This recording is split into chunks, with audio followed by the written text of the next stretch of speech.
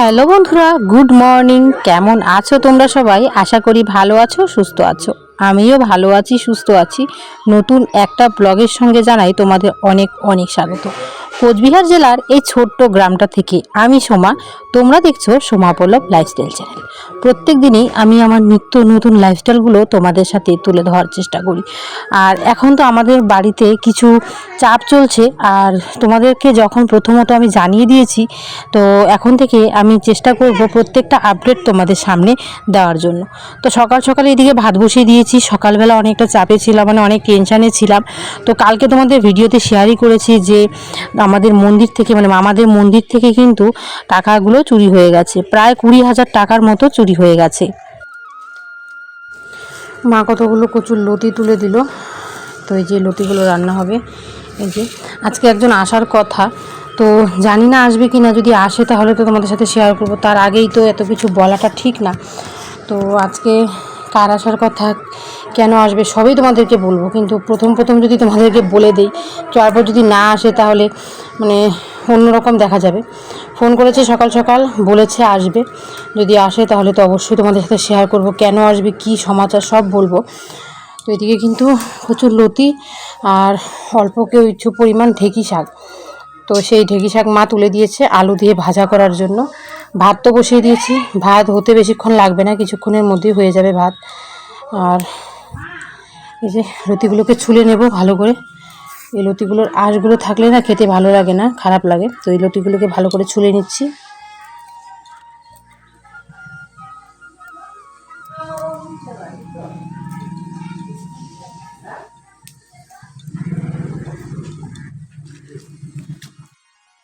এখানে আমি কচুর লতিগুলোকে কেটে নিচ্ছি একটা একটা করে। হাত দিয়ে ছুলে নিলে না এভাবে ভালো হয়, আর দা দিয়ে কাজ করতে গেলে কিন্তু লতিগুলোর যে ছালগুলো আছে সেগুলো ঠিকঠাক ওঠে না।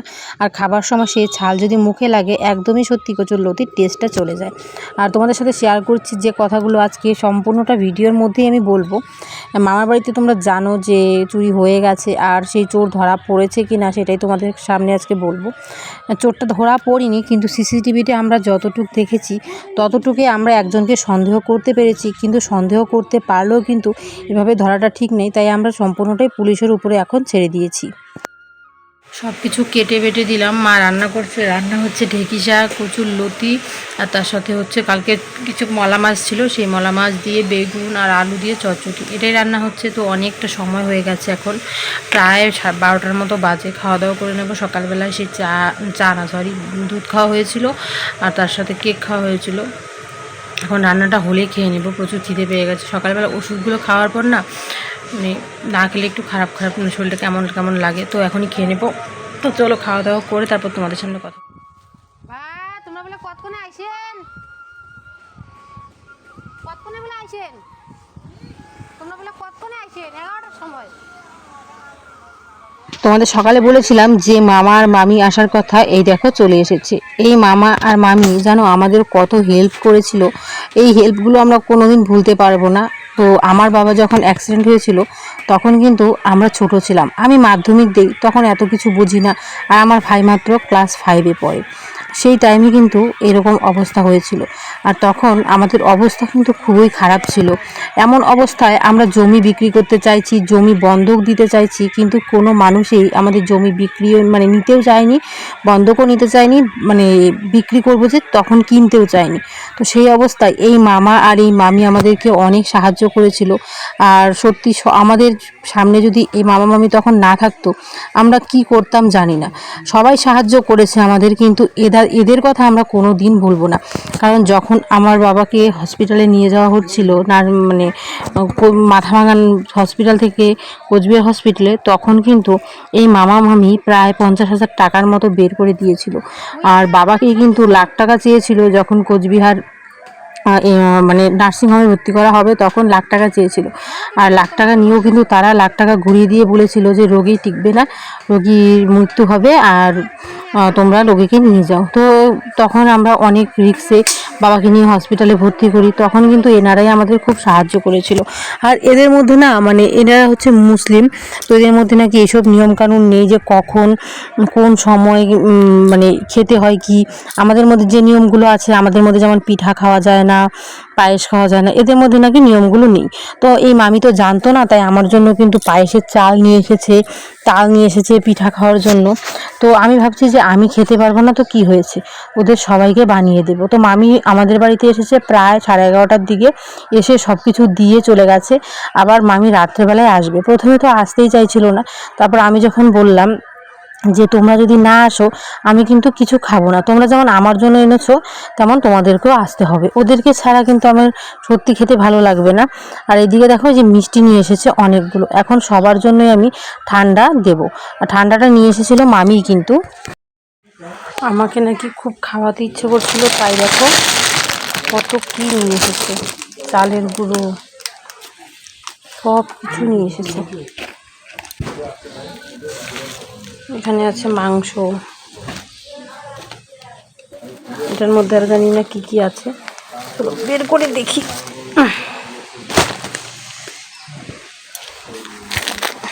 একটা সুজির প্যাকেট,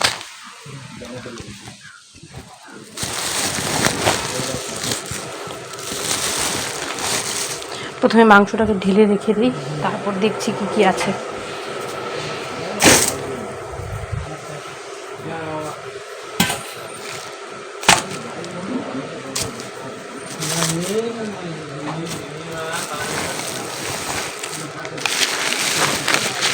চিনি, 2 প্যাকেট তেল, এটা জানি না কি, তাল,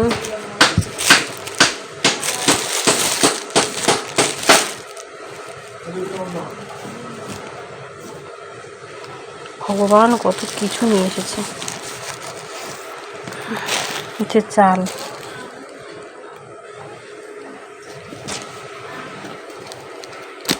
এটা তাল, এই যে নিয়ে এসেছে চাল, এটা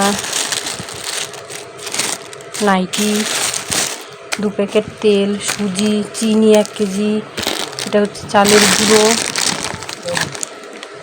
চালের গুঁড়ো, তার সাথে নিয়ে এসেছে মাংস।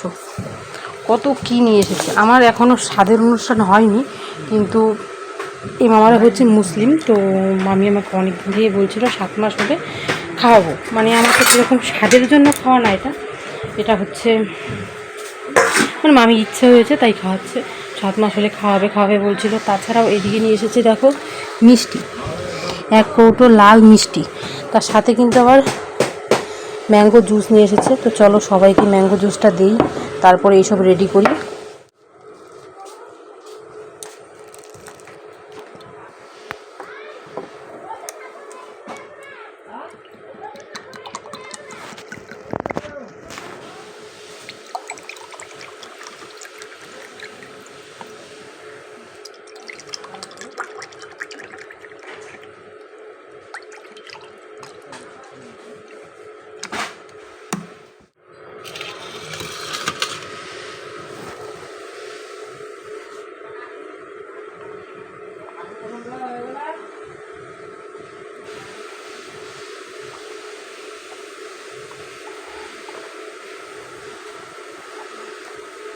এদিকে দেখো আমার জন্য একটা নাইটি নিয়ে এসেছে, তো চলো আমিও দেখি, তোমাদেরকেও দেখাই নাইটিটা ঠিক কেমন।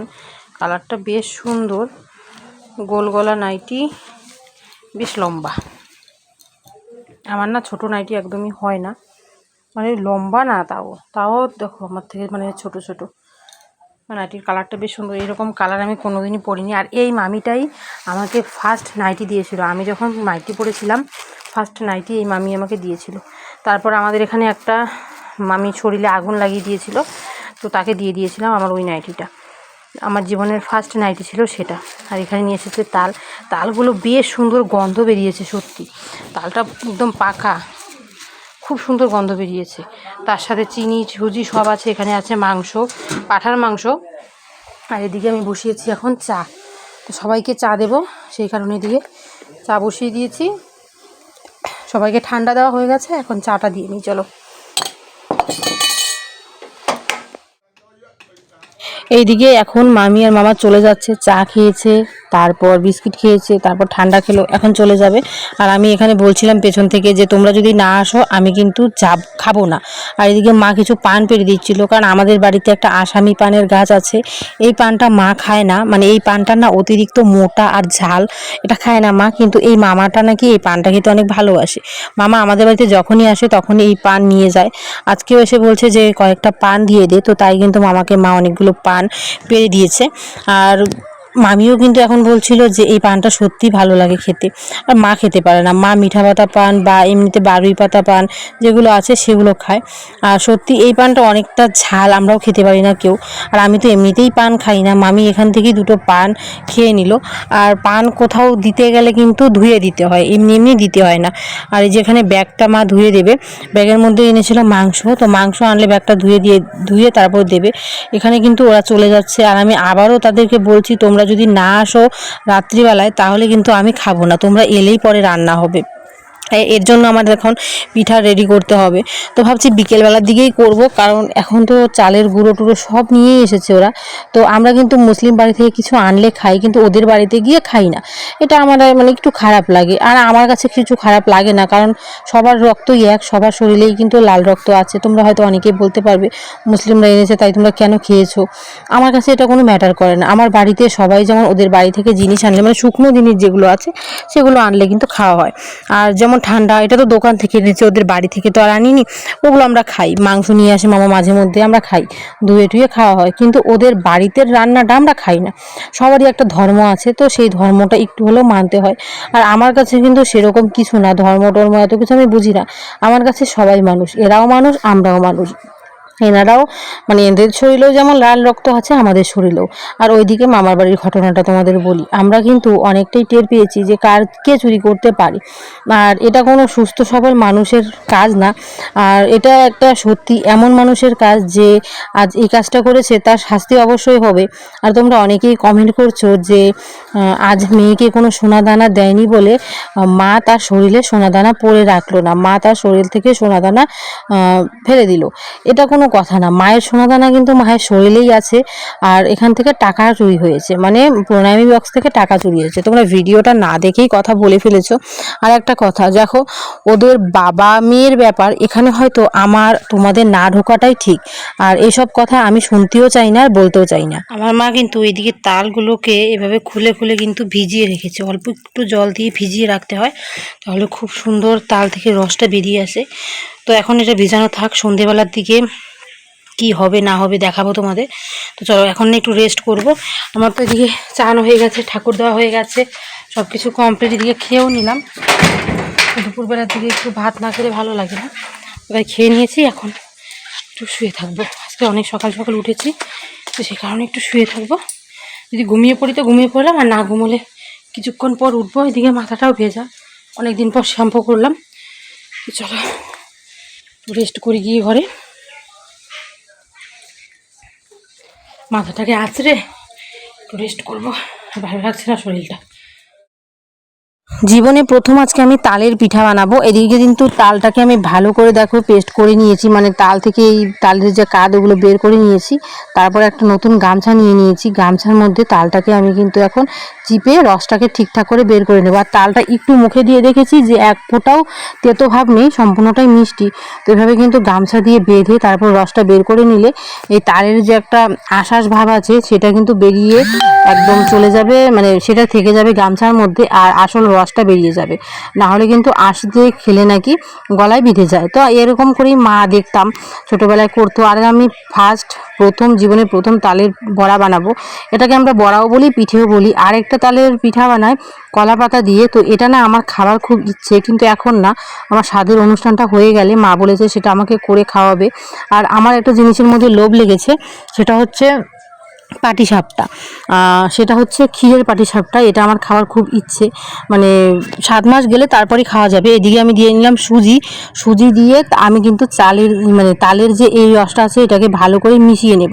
আর সুজিটা গলতে একটু সময় লাগবে, তাই এটাকে সুজি দিয়ে ভালো করে মিক্সড করে রেখে দেবো আধ ঘন্টার জন্য। রেখে দিয়ে কিন্তু এদিকে আমি চালের যে গুঁড়োটা মামিয়ে এনেছে, এটা গুঁড়ো একটু কম আছে দেখলাম, তারপর আমি এটাকে মিক্সির মধ্যে কিন্তু গুঁড়ো করে নিয়েছি। গুঁড়ো করে কিছুক্ষণ রেস্টে নিয়ে তারপর কিন্তু আমি যেভাবে টেকনি দিয়ে চেলে চেলে দিচ্ছি। এখন চালের গুঁড়োটা এখানে দিয়ে দিলে ঠিকঠাক করে মিক্সড করে যদি আমি নেই তাহলে ব্যাটারটা অনেক সুন্দর হয়ে যাবে।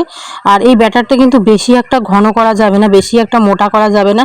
এর মধ্যে আমি আবার দুধ দেবো, কলা দেবো, চিনি দেবো পরিমাণ মতো। মা এরকম করে বানায়। আর এই ব্যাটারটা কিন্তু এখন মা তৈরি করে দিচ্ছে। মা ওইদিকে মাংস রান্না করছে, এদিকে আমার হাতে হাতেও কাজ করে দিচ্ছে। কারণ আমি আগের মতো আর কাজ করতে পারি না, শরীর হাঁপিয়ে যায়, শরীর কেমন হাইপাই করে, মানে দমটা হাইপাই করে। তো মা যখন দেখে আমার একটু কষ্ট হয়ে যায়, তখন মা কিন্তু আমার সাথে সাথে করে দেয়। তোমরা অনেকেই বলো আমার মা নাকি কোনো কাজ আমাকে করে দেয় না, আমাকে নাকি শাশুড়ির মতো কাজ করে। সত্যি না, মা আমাকে অনেক কাজই করে দেয়। তো আমারও চেষ্টা, আমিও যেন মার সাথে কিছু করতে পারি। তো এদিকে চিনি আর কলা আর দুধটা দিয়ে এটাকে কিন্তু আবার ভালো করে মেখে নেওয়া হচ্ছে। মেখে নেওয়ার পর দেখো ব্যাটারটা কিন্তু একটু মোটা হয়ে গেছে। আমি বুঝতে পারিনি, কারণ প্রথমবার বড়া বানাচ্ছি তো বুঝতে পারিনি। আর মাকেও কিন্তু সেরকম বলিনি মুখ ফুটে, মা ব্যাটারটা মোটা হয়ে গেছে। তো মাও কিন্তু সেরকম বলেনি কিছু। তো এই ব্যাটারটা দিয়েই আমি প্রথমত 4-5টা বড়া বানিয়ে নিয়েছিলাম। এতটা আমার মানে বুঝতে পারিনি, মানে প্রথম বানাতে গেলে একটু ভুল ত্রুটি তো হতেই থাকে। তো প্রথম বানিয়েছিলাম, তারপর দুধ দিয়ে এটাকে কিন্তু আবার পাতলা করে নিয়ে তারপর কিন্তু বড়া বানাবো। সেগুলো অনেকটা ফুলকো ফুলকো হবে, আর সেগুলো খেতেও কিন্তু ভালো হবে। আর সেটাও তোমাদের সাথে শেয়ার করব, দেখাবো। এদিকে দেখো আমি ভালো করে মিক্স করে নিচ্ছি। আর আমার সুজিটা যেটা ছিল এটা কিন্তু ভালো করে এখানে গলে গেছে। আর তার সাথে চালের গুঁড়ো, চিনি যা ছিল, কলা সব কিন্তু ভালো করে মিক্সড হয়ে গেছে। আর এই তালের বড়া খেতে কারা কারা ভালোবাসো, আর ভাদ্র মাস পড়তেই তোমরা কারা কারা বাড়িতে তালের বড়া বানিয়ে খাও অবশ্যই জানিও। তো এখানে আমি লোহার আমাদের একটা কড়াই আছে, ওটাকে বসিয়ে দিয়েছি। আমাদের বাড়িতে পোয়া পিঠা বলো, মানে তেল পিঠা বলো, বা এই যে তালের পিঠা বলো, তালের বড়া বলো, এই কড়াইটার মধ্যেই করা হয় বেশিরভাগ। তো তাই এই যে কড়াইটা বসিয়ে দিলাম। আর মামি কিন্তু নিয়ে এসেছিলো তেল, তো এই তেলটাও কিন্তু এখন আমি ঢেলে দিয়েছি। 2 প্যাকেট এনেছিল, তো আমি এখানে 1 প্যাকেট তেল দিয়ে করবো, 2 প্যাকেট লাগবে না। প্রথমে অল্প পরিমাণ দিলাম, দিয়ে দেখছি যে তেলটা গরম কতটুকু হয়েছে। দেখলাম যে ঠিকঠাক গরম হয়নি, এখনও অনেকটা সময় লাগবে তেলটা গরম হতে। তো ওইদিকে আমি মায়ের এখানে মাংসর এখানে একটু রেডি করে দিয়েছিলাম। তো আবার এসে দেখি যে না, তেলটা অনেকটা গরম হয়ে গেছে, বড়াটা উপর থেকে মানে নিচ থেকে উপরে উঠে গেছে। তো এখন নাকি হয়ে গেছে মা বলছিল। কিন্তু বড়াটা যখন আমি বানাচ্ছিলাম আমার না মন মতো হচ্ছিল না, কেন জানি মনে হচ্ছিল বড়াটা ফুলছে না। আমার তখন এই বুদ্ধিটা মাথায় আসেনি যে আমার ব্যাটারটা মোটা হয়ে গেছে। তারপর অনেকক্ষণ মাকে বললাম, যখন প্রথমবার বানিয়ে মাকে বললাম, মা বড়াগুলো কেন আগের মতো হচ্ছে না, তুমি যেমন বানাও ওরকম হচ্ছে না। তারপর মা এসে দেখলো, বললো যে এটা তো মোটা হয়ে গেছে, একটু পাতলা কর, তাহলে সুন্দর হবে, খেতেও ভালো লাগবে। তো তাই কিন্তু আবার এটার মধ্যে দুধ মিশাবো, মিশিয়ে কিন্তু বড়াটা বানাবো। আর আমার কাছে তালের বড়ার থেকে না তালের রস যেটা হয়, দুধ দিয়ে জাল দিয়ে খেতে হয়, সেটা আমার কাছে বেশ ভালো লাগে। বড়াটা এত ভালো লাগে না, কারণ এগুলো খেলে না অ্যাসিড হয়ে যায়। আমার ছোটোবেলার থেকেই একটু গ্যাসের প্রবলেমটা একটু বেশি আছে। আর এখন তো আরও বেড়ে গেছে, এখন অনেক কিছুই আমি খেতে পারি না, অনেক কিছুই আমার সহ্য হয় না। এটা নাকি প্রেগনেন্সি অবস্থায় হয়। তো সত্যি এখন তো আরও বেশি হয়ে গেছে, আগে যতটুকু ছিল গ্যাসের প্রবলেম, আমার মায়েরও প্রচুর গ্যাসের প্রবলেম। মানে আমাদের গ্যাসটা এমন হয় উপর দিকে উঠে, হয় মুখটা টকটক ভাব হয়ে যাবে, না হলে বমি পাবে, এরকম কিন্তু আমাদের গ্যাস। অনেকের নাকি গ্যাস হলে নাকি সেরকম ওষুধ খেলে কমে যায়, আমার আর মার যদি গ্যাস হয় ওষুধ খেলেও কমে না, জানো, এতটা পরিমাণ আমাদের এই গ্যাসের সমস্যাটা রয়ে গেছে। আমার বাড়িতে কিন্তু আমার বাবার কোনো রকম গ্যাসের সমস্যা নেই। আমার বাবা কি করে জানো, এমনি যে আটা আছে না, কাঁচা আটাও খেয়ে ফেলতে পারে। কাঁচা আটাও যদি আমার বাবাকে দুধ দিয়ে গুলিয়ে দিয়ে দাও, আমার বাবা খেয়ে নেবে, বাবার নাকি কোনো রকমই সমস্যা হয় না। কিন্তু আমার মায়ের ভীষণ সমস্যা, আমার ভাইয়েরও সেরকম সমস্যা নেই। তো প্রথম এই যে এই কয়টা বড়াই আমি বানিয়ে নিয়েছিলাম, কারণ এই কয়টা বড়া আমার ভালো হয়নি। এটা আমি দেখলাম যে প্রথম অবস্থায় যখন বড়া বানাতে গেলাম, এখন বুঝে গেছি যে ব্যাটারটাকে অনেকটা পাতলা করতে হয়, না হলে ঠিকঠাক হয় না। তো প্রথমে এই কটা বড়া বানিয়েছিলাম, তারপরের বড়াগুলো তোমরা দেখো যে কি সুন্দর ফুলকো ফুলকো হয়েছে। ব্যাটারটা যেই আমি একটু নরম করেছি দুধ দিয়ে, তারপরেই কি সুন্দর ফুলকো ফুলকো লাল লাল করে আমি কি সুন্দর করে বড়া ভেজে নিয়েছি। আর আজকে ফার্স্ট টাইম আমি তালের বড়া করেছি, আমার কাছে ভীষণ মজা লেগেছে। পিঠা বানাচ্ছি এপাশে, তালের বড়া, পিঠা না তালের বড়া বানাচ্ছি। আর তালের বড়া তো আমি খাবো না, বাড়ির সবার জন্যই বানাচ্ছি। আমার জন্য অল্প একটু তালের রস রেখে দিয়েছি। তো যতদিন না আমার স্বাদের অনুষ্ঠান হচ্ছে ততদিন আমি তালের বড়া মানে কোনো পিঠে জাতীয় জিনিস চালের গুঁড়ো এসব দিয়ে খেতে পারবো না। তো এটার মধ্যে তো চালের গুঁড়ো দিয়েছি, সুজি দিয়েছি, খাওয়া যাবে না। তো সেই কারণে আমার জন্য মানে আমার না অত প্রিয় না যে লাগবেই, সেরকম না। ভালো লাগে খেতে, কিন্তু এরকম না যে আমার লাগবেই, তাছাড়া আমি হবে না, সেরকম না। তো এদিকে কিন্তু বড়াগুলো করছি, আর তার সাথে একটু রস রেখে দিয়েছি তালের। তো সেই রসটা জাল দেবো দুধ দিয়ে, আর সেটা হলেই আমার হয়ে যাবে। আর এদিকে মা মাংস করেছে, ডাল করেছে, পাঁপড় ভেজেছে, আর আর কিছু না, এইগুলোই মনে রান্না করেছে। তো এগুলো হয়ে গেছে। আর মাংসটা প্রেশারের মধ্যে সিটি দেওয়া হয়ে গেছে, পাঁঠার মাংস সিটি দেওয়া হয়ে গেছে, কষিয়ে টষিয়ে রান্নাগুলো মাই করলো। আর আমি শুধু যে বড়াগুলো ভাজলাম। একটু পর নাকি মামিরা আসবে, মানে যারা আমাকে আজকে দুপুরবেলা দিয়ে গেছে এই জিনিসগুলো, তো তারা আসবে, কারণ ওদেরকে ছাড়া খেতেও ভালো লাগবে না। তাই আমি বলে দিয়েছি তোমরা না এলে আমি খাবো না। তো ফোন করেছিলাম একটু আগে, বললো একটু পর আসবে। তো চলো বড়াগুলোকে তাড়াতাড়ি করে ভেজে নিই। তো তোমাদের বললামই যে আমি তো তালের বড়াটা খাবো না, আমি খাচ্ছি রসটা জাল দিয়ে, ভালো লাগে আমার কাছে। তো রসটা করার জন্য যা যা দিতে হবে দিয়ে নিই। দিতে হবে চিনি, আর তার সাথে দেবো দুধ। বোনকে পাঠালাম একটু দুধ আনতে, ফ্রিজের মধ্যে দুধ রেখেছে। আর এদিকে আর কয়েকটা বড়া ভেজে নিচ্ছি, আর অল্প একটু আছে তাহলেই শেষ। এই যে আর এতটুকু পরিমাণ আছে, দেখো কতগুলো বড়া একসাথে ভেজে নিয়েছি, অনেক অনেক হয়ে গেছে। আর বড়াগুলো কি সুন্দর হয়েছে তাই না, একদম লাল লাল হয়েছে। আর দেখো একদম নরম নরম হয়েছে। এই যে বোন নিয়ে এলো ওই যে দুধ, তো চলো এটাকে ঢেলে দিই।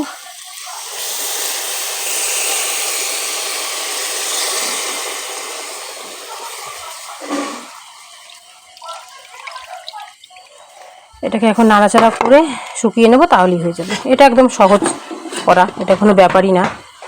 তো চলো। রাত্রিবেলায় কিন্তু এদিকে মামি চলে এসেছে, আর মামা আসেনি, কারণ মামার নাকি শরীরটা বেশি একটা ভালো নয়। মামিটা এসেছে তার নাতিকে নিয়ে। আর এদিকে কিন্তু আমরা ঘরের মধ্যে খাবার দিয়ে দিয়েছি। আমাদের বাড়িতে যদি কোনো আত্মীয় স্বজন আসে, আমরা বেশিরভাগই রান্নাঘরে বসাই, তা এদেরকে রান্নাঘরে বসানো হয়নি, কারণ তোমরা জানোই আমাদের হিন্দুদের একটু হলেও ধর্মটা আছে। তো তাই কিন্তু মামিদেরকে আমরা এই ঘরেই বসালাম। আর মামি বলছে নিচেই খেতে নাকি ভালো লাগে, তো নিচেই বসে গেছে। আর তাদের সাথে কিন্তু ভাইও খেতে বসে গেছে, আমি আর মা এখনও খাইনি। এদিকে মামি বলছিল মা গো তুই খাস নিয়ে, আমরা কেমন করে খেয়ে নেব। বলছি তুমি খাও, আমি তোমাদের খাওয়ার সাথে সাথে খেয়ে নেবো, আমার খেতে সময় লাগে না, কারণ আমি অল্প পরিমাণে ভাত খাই, বেশি সময় লাগে না, একটুক্ষণের মধ্যে খাওয়া কমপ্লিট হয়ে যায়। আর রান্না হয়েছিল রাত্রিবেলায় ডাল, মাংস, পাঁপড় ভাজা, এটাই রান্না হয়েছিল, আর সেরকম কিছু রান্না হয়নি, একটু সময়ের মধ্যে। আর এখন কিন্তু প্রায় 8টার মতো বাজে, 8টার সময় মামিরা চলে এসেছে। আর এই মামিরা না একটু তাড়াতাড়ি সন্ধ্যেবেলায় একটু তাড়াতাড়ি খায়, তো তাই তাড়াতাড়ি চলে এসেছে। তো মা বললো যে যেটা রান্না হয়েছে সেটা দিয়ে দিই। দুপুরবেলার একটু সবজি ছিল, কচুর লতি ছিল, এটাই দিয়ে দেওয়া হয়েছে। এই যে কচুর লতি, মামি বলছিল যে কচুর লতিটা নাকি বেশ ভালো হয়েছে। আমাদের ভাটিয়া মানে আমাদের দেশের হাতের নাকি কচুর লতি মামির কাছে বেশ ভালোই লাগে খেতে। তো সবাই খাওয়া দাওয়া করে চলে গেছে, আমরাও সবাই খেয়ে নিয়েছি। এখন এই যে এগুলোকে মুছে নেব। আর এখানে আজকে বড়া ভাজা হয়েছে, সেই কারণে দেখো গ্যাসটার অবস্থাটা শেষ হয়ে গেছে। আর এমনিতেও চা করলেও আমি গ্যাসটাকে কিন্তু মুছে নিই। তারপরে এই যে এই জায়গাগুলো, তো এটা তো আমাদের একটা ছোট চৌকি, সেই চৌকিটার মধ্যেই কিন্তু গ্যাস রাখা। তো সব কিছু মুছে টুছে পরিষ্কার করে তারপর গিয়ে শুবো। আর মা যাবে এখন বাসন টাসন মেজে মামার বাড়িতে, কারণ মামার বাড়িতে তোমরা জানো যে কালকে মামার বাড়িতে একটা বড় ঘটনা ঘটে গেছে। মানে মামার বাড়িতে কিন্তু বড় একটা চুরি হয়ে গেছে, তো সেই চুরিটারই কিছু তথ্য ধরা পড়েছে। তো সেটাই যাবে দেখতে যে কী ধরা পড়লো বা কী ধরা পড়লো না। তো আসুক, আজকে ব্লগে তো আর শেয়ার করতে পারছি না তোমাদের সাথে, দেখি কালকে তোমাদেরকে বলবো। জায়গাগুলোকে মুছে পরিষ্কার করে তারপর ঘুমোবো। আজকে একটু তাড়াতাড়ি ঘুমোবো, কারণ দুপুরবেলা শুয়েছিলাম, শোয়ার পর আর ঘুম হয়নি। তখন একটা মামি এসেছিল, মানে মার যে জলচিটা ভাই আছে সেই ভাইয়ের বউ, সেই মামিটা এসেছিল, এসে ডেকে তুলে দিয়েছে। অনেকদিন পর এলো, তো ডাকছে, উঠে গেছি, উঠে গল্প করলাম।